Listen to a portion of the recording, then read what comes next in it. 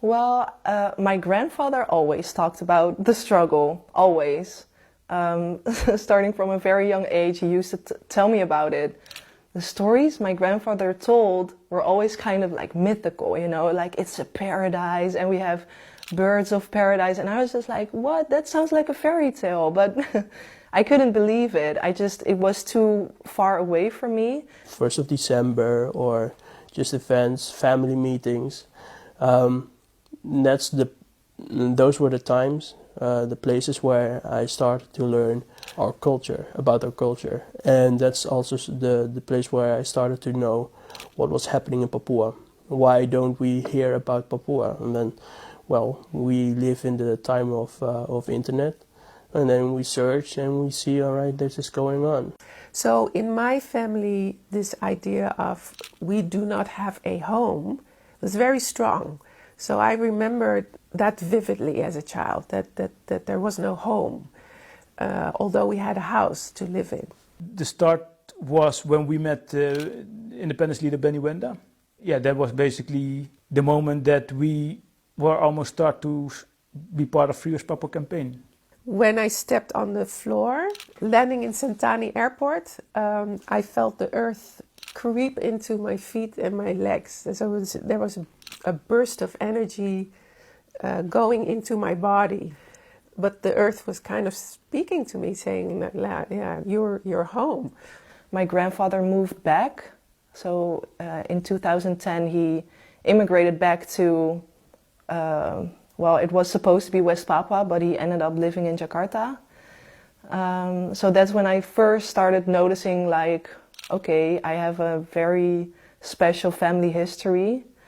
But the moment that I really got involved personally and started to read about it and, you know, trying to become an expert of my own family history, is actually when I went there for the first time myself, which was in 2017. For the people here, I'm not Dutch. But when I'm in Papua, I'm not Papua, but I'm Dutch. But the way I see myself is that I'm a Papua. I think that's the most important journey in my life, is finding out basically why Indonesian military assassinated my father, why we had to flee away from West Papua, because, you know, it haven't been educated at school, how West Papua was a former Dutch colony. We don't learn anything in the Dutch history book, so I think that journey learned me to understand how big injustice is in West Papua, that my father's story is just one of the more than 500,000 stories. In a way, we have a sort of a privilege to live here, but at the same time, that privilege also brings responsibility. Because there are so many problems, and it all goes back to or stems from them not being recognized as a fully human, almost.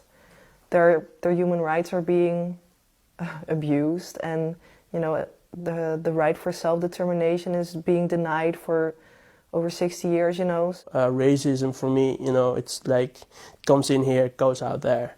I don't really focus on it, you know. I know myself, I know who I am, I know what I stand for, I know where I come from. I think being a Papuan is a way of life, is understanding, is the connection itself with the homeland. And especially with my background, the way I lost my father, and understanding the situation in West Papua, how is it possible to not be connected with what is happening there, with the injustice which is happening on a daily basis, the racism by the Indonesian government. It keeps me busy every single day. My heart cries every day. And the healing is to express it here, to educate people about what is happening, and that is what I'm doing.